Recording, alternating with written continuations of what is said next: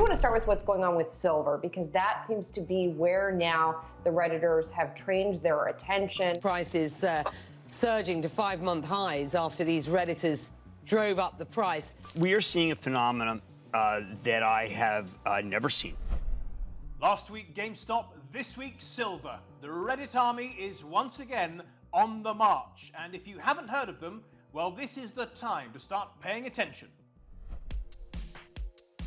The Reddit army comprises usually young traders who look more like YouTubers, sitting at home, trying to make a buck during the pandemic. They also tend to really hate Wall Street traders, who they characterize as greedy and immoral. Greed, for lack of a better word, is good, is good, is good. Now, they coordinate using an online forum called Reddit, hence the nickname the Reddit Army, or Redditors. And they buy shares using online brokers, including Robinhood, which have become particularly popular since they dropped their fees. That was about a year ago. Redditors have become quite famous recently for clubbing together and buying lots of shares in GameStop, which drove the company's share price up and up, and had the effect of really hurting the Wall Street traders who had bet on the shares going down. Over the weekend, the Reddit army switched their focus to commodities, in particular silver. Now, the moment the silver market opened on Sunday, prices soared. Again, this had the potential to hurt the Wall Street guys who had bet on silver prices staying low. But, fortunately for them, silver quickly dropped back down again. First they go after GameStop, now it's silver! Where is it all leading? Good question. And if you're not sure where this is all leading either, don't worry, you're not the only one. And that's why we've invited 3 people to talk about this story with us. One of them is a Reddit army soldier, Christopher Wehkamp, who's still holding on to his GameStop shares, even though they're now plummeting. We also have Jacob Frenkel, who used to work at the Securities and Exchange Commission, who thinks it's all very suspicious and needs to be investigated. And we have Frances Coppola, a former banker turned financial blogger, who suspects this isn't the David and Goliath story we've all been told. Well, we'll get to them in just a moment, but first, a quick look at how the financial journalists and indeed the satirists have been trying to cover this story. Brick and mortar stores have been under pressure for some time, and it's not letting up. They're struggling because video games can now be purchased or even directly downloaded online. In most respects, GameStop is an unremarkable business, but it's become the symbol in a quite remarkable fight on Wall Street. We are seeing a phenomenon that I have never seen. This is populism coming for capitalism. There's nothing normal about what you're seeing when it comes to this stock right now. Yo, this is wild! GameStop. GameStop. GameStop. So many people are talking about this. What exactly is going on? Reddit. This Wall Street Bets Reddit message board, it's almost like a populist trader uprising. The revolutionaries on Reddit are spanking Wall Street's A short squeeze. Massive short squeeze. The epic short squeeze of short squeezes. I understand everything perfectly. Some Wall Street hedge funds made a huge bet that the price of some stocks would go down. Thousands of people on Reddit started buying those stocks to intentionally drive the price up. And because of that, the hedge funds lost billions of dollars. This isn't how Wall Street is supposed to work. What's going to happen to these poor hedge funds? They did the same with AMC, Nokia, BlackBerry, Koss, Retailer Express, just to name a few. This is basically Wall Street finding out what an internet mob is capable of. People are taking advantage of the opportunity. This is Occupy Wall Street, but playing with money. I'm concerned about it because the likely loser is actually not going to be the hedge funds. It's actually going to be, quote unquote, the protesters. There's no way that somebody cannot get hurt. I don't care about what my financial return is. Now it's about sticking it to the man. Well, our guest Christopher is a bit like that last guy. He wants to stick it to the man. Christopher, you've been quoted in the LA Times as saying you want to get revenge on Wall Street. Revenge for what, Christopher? Great question. I've lived through the financial crisis of 2008, as so many remember. I think only one banker ever ended up going to jail from that debacle. Of course, I'm speaking about the mortgage crisis back in 2008. Yeah. I know so many people that lost their homes, their livelihood. In the last year, we've survived the pandemic, and I think billionaires have just done wonderfully, hedge funds especially. And it seems like there's only ever a financial crisis for the rest of us. And I think it's time for there to be a financial crisis for the 1%. Sure. Now, in order to bring that about, you've piled in, along with God knows how many other Redditors, and you bought the shares in GameStop. They soared in value. They're now plummeting. Why are you still holding on to them? I think we made a lot of purchases out of principle, not necessarily out of good guidance or news from the market. I think what we've seen over the last 2 or 3 weeks is a groundswell of regular people, just retail investors. The vast majority of which have entered positions with GameStop and AMC. With money that they would consider, liquid money, that they're willing to make a gamble for perhaps a higher ethical principle.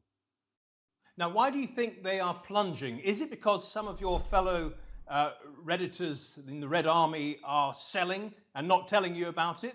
Or is it because of what happened with Robinhood, where there was a big pause on purchasing of the shares? I think the pause definitely is a factor, and certainly the volume shows that there have been some sales as well. But at the end of the day, I think the vast majority of the retail investors who entered into these purchases and these positions out of sort of principle are still holding. I think there's still a vast majority of people that are still holding despite these losses over the last couple of days. There are a lot of professionals and pundits out there on the television who say they're very worried about people like you. They think that you're just fresh meat for the seasoned investors. Aren't you worried that you are going to be eventually eaten for breakfast by Wall Street? Well, that's my secret, Cap. I was always poor. They've made sure that the retail investor has seen much diminished gains over the last decade or so. So at the end of the day, there's only so much they can take away from us. If all you're eating every day is ramen, you'll eat ramen again tomorrow. And I think to some degree, that's the class of retail investor who has climbed onto this. We're really talking about millions of people. Christopher, you do remind me, and I don't mean to be cruel here, but you do remind me of one of these memes that has popped up. Take a look at this one. It's the woman saying to her boyfriend, "Babe, will you please sell so we're millionaires?" And he says, "No, we must make them pay." Are you sure that by taking this principal position, you're not hurting yourself more than helping yourself? I know, as you mentioned, that finances aren't easy for you. Yeah, I think anybody who's sort of on the ground, especially here in America, I can't speak for the UK, but who has experienced job loss, drastic loss of income, sick family members. This 2020 has taken a lot from just about everybody due to the COVID pandemic. And I do think a lot of people are upset because they feel like the response has not been adequate, while at the same time they keep seeing headlines about billionaire hedge funds just continuing to do business as usual. And in fact, some of them make bumper crops. So it does seem like there's a larger zeitgeist here. Right. Well, we're gonna get into that in just a moment. We're gonna find out if your motivations for revenge are well-founded or not. The thing is, Christopher, you are one of just 8.5 million people who are part of the Reddit investment group called Wall Street Bets. And as we're about to see in this report, you are not alone in thinking that it's time the Wall Street guys got theirs. Take a moment to skim through Wall Street Bets and you'll find plenty of examples of people in their early 20s who were scarred by the last financial crisis. Struggling parents, homes lost, families broken. A lot of people feel like they've got the short end of the stick, that the government hasn't been there for them or small businesses while corporations and Wall Street gets bailed out. For these young people, it's time for revenge, to bring down the hedge funds and the banks and their manipulative practices, including shorting, which is where traders make money by betting a stock actually goes down and not up. Just look at what happened with GameStop. Redditors noticed that hedge funds, or big traders, let's call them Gordon, were shorting the stock. That is, borrowing the stock from a broker at, say, $10 and agreeing to return it at a later date plus a little interest. In the meantime, Gordon sells it into the market at the current price of $10 and then waits for it to drop to, say, $5 to buy it back. He returns it to the original investor, plus a little interest as I mentioned, pocketing the difference of around $5. Of course, Gordon would make even more money if GameStop's shares could be run down even further.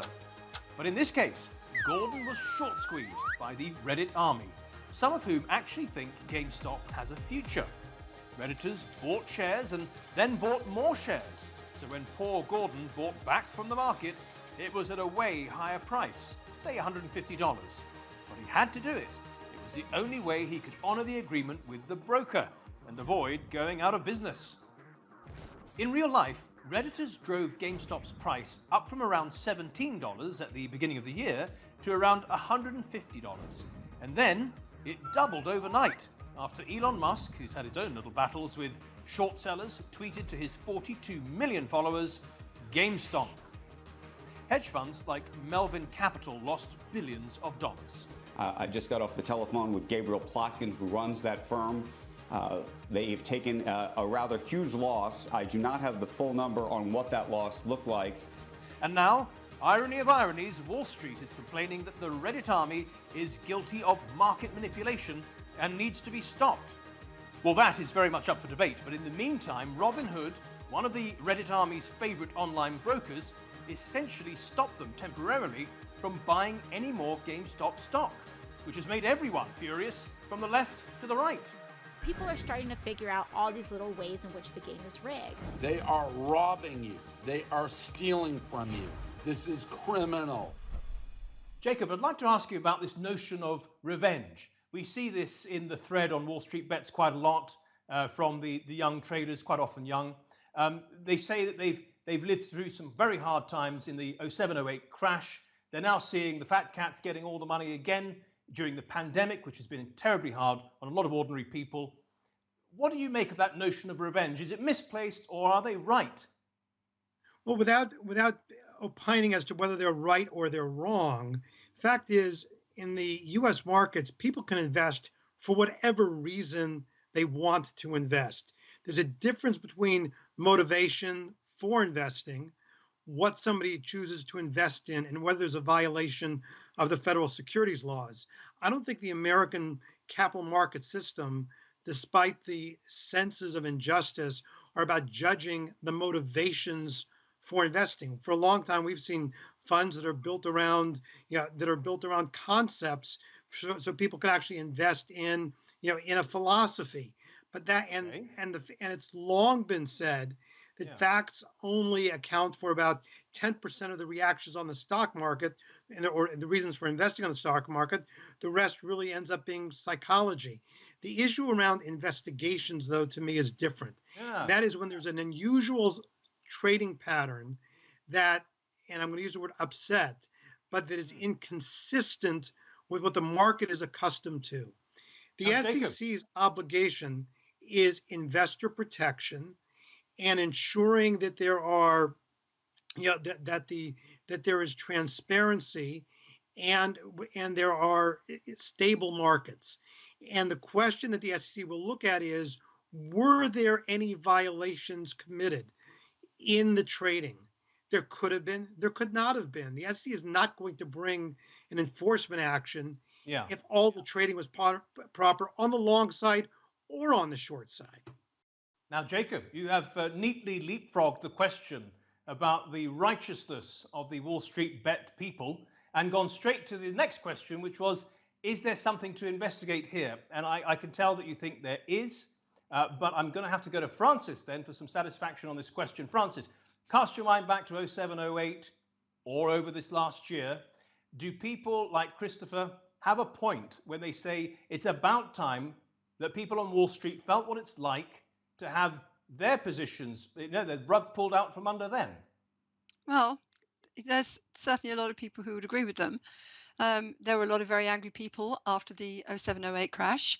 There were a lot of people who lost their homes, lost their incomes, lost their jobs, and felt that bankers, at any rate, never really paid the price for that. And there's also the problem since then that we have seen the rich getting ever richer because of constant intervention from central banks that have pushed up the price of assets. So there's quite a lot to be said for this. I'm just not convinced that this action is going to be the way to achieve it, because I think that it really, the solution lies in political action rather than in attempting to bring down Wall Street, because I honestly don't think a retail movement is going to achieve that. You see, this is their idea of taking action. Occupy Wall Street sort of moved to the internet, if you like, and this is their idea of a direct intervention and protest in the market. You don't think it's going to work? No, I don't. And one of the reasons I don't think so is that, I mean, they're using as a means of building up a critical mass of Redditors. They're using a tool which is pseudonymous. You have no idea who these people are. How do you know that Wall Street aren't even in on it? And encouraging.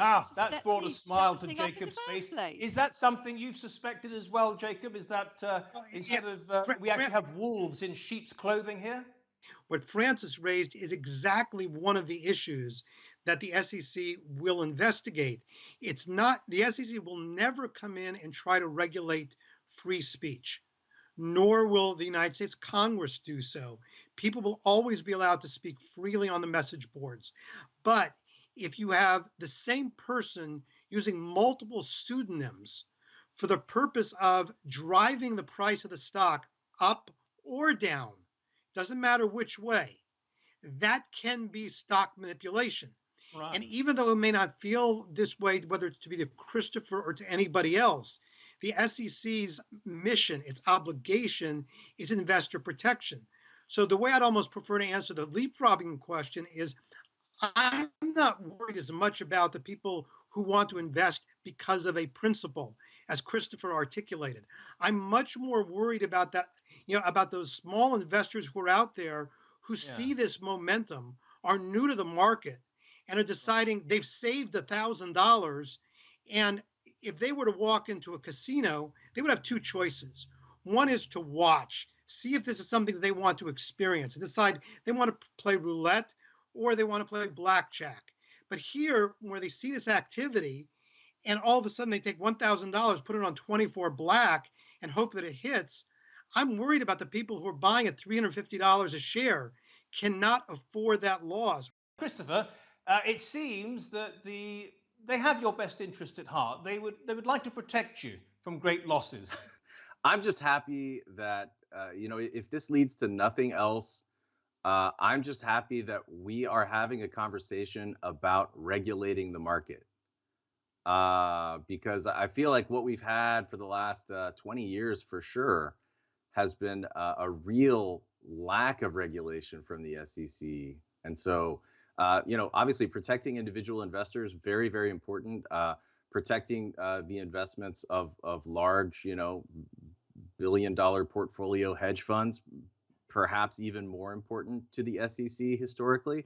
And so I'm very happy that if nothing else comes out of this conversation, that there does seem to be a groundswell of attention on the part of a lot of the financial networks, especially about this idea of regulation, which used to be much more rigorous than it has been in the last couple decades. Let's pick up on that point, Jacob. More rigorous regulation, because you mentioned that the SEC and other financial regulators are there to make sure that investors are protected. And a lot of the investors will be throwing things at the screen right now saying, where were you when the banks and hedge funds were packaging up worthless subprime mortgages and selling them? And as we know from those rather nasty internal emails that were revealed at Goldman Sachs, they knew it was a four-letter word.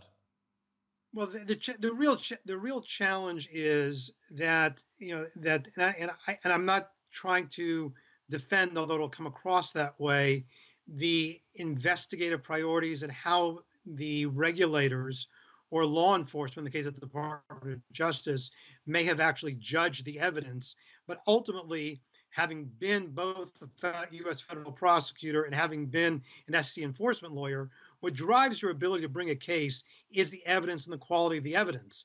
And, and often what we see are the sound bites that are damning sound bites, but not all the context around them that ultimately will inform the ability to bring a case. And I think Christopher makes an excellent point with respect to casting that spotlight on whether there is or is not adequate regulation. I mean, I can argue for the fact that there is regulation that governs when and how someone can sell short. I mean, whether the 5% threshold for disclosure of beneficial ownership still is adequate, maybe it needs to be lowered. I don't know the answer, but I think what we're going to see, to Christopher's point, is the volatility that has been created will, by necessity, have the SEC as a regulator try to understand the why and whether the regulations in place are sufficient. The United States Congress is going to do exactly the same thing, but from an enforcement perspective, the world that I used to live in and still live in as a lawyer, the real issue ultimately is there evidence of violations of law? And that evidence ties out to enforcing the existing regulations. There will be people out there, Jacob. If I can jump in quickly. Yeah, please, Frances. Yeah, I'd like to add to that. There's actually rather a lot more regulation now than there was prior to the financial crisis. Dodd-Frank, which attempted to regulate everything, I think, may not be entirely successful, but to say there's less regulation is simply not true. It's more a question of how effective that regulation is. Frances, and whether it does feel like a two-tier system when you have these big hedge funds going on CNBC and Bloomberg and whatever, talking about how they're shorting a particular stock, they don't believe in it. They know that because they're big investors, that's going to drive the price down further to their advantage. Isn't that a version of manipulation? It depends how it's done. I mean, shorting a stock because you believe, having looked at the company fundamentals, that it is overvalued, I don't think is market manipulation. It's just simply expressing an opinion about that stock. That's very different from collaborating to force down the price of stock or force down a currency for that matter, or a commodity. That is market manipulation, and it's outlawed all over the world. Right now, it looks more as if the Redditors are guilty of market manipulation than the hedge funds. And that's a harsh thing to say, but I imagine that's something Christopher will be looking at. Yeah, I mean, I think a lot of that remains to be seen. I think it's probably still too early to make a judgment call like that. I'm pretty sure there will be some sort of investigation by the SEC in this.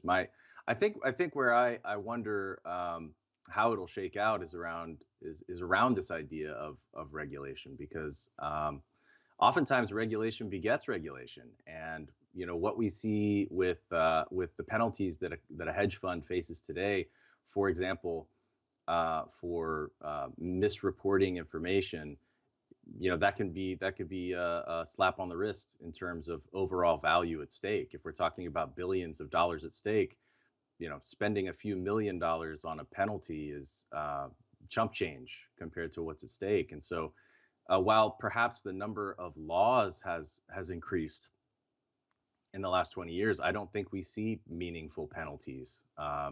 Certainly haven't seen meaningful penalties come out of the financial crisis of 2008. Christopher, I just want to jump in very quickly because we're running out of time. In a way, you've already had the rug pulled out from under you, many of you, by Robinhood, the online broker that you all went to and thought you could rely on. They actually suspended your ability to trade and buy those shares. What do you make of that? Well, I think once the investigation, once the dust settles, we're going to find that Robinhood acted in bad faith, and that they acted to protect their own interests and didn't act to protect their customers, and probably are in some kind of violation. But of course, I think it's too early to say those things for sure. Well, there is a lawsuit now pending against them. Jacob, just come in really briefly. Yeah, I mean, when we talk about Robinhood or any of the other firms, I think one of the issues is there are agreements, there are margin agreements that are in place, there are customer agreements that are in place. Those are going to be tested.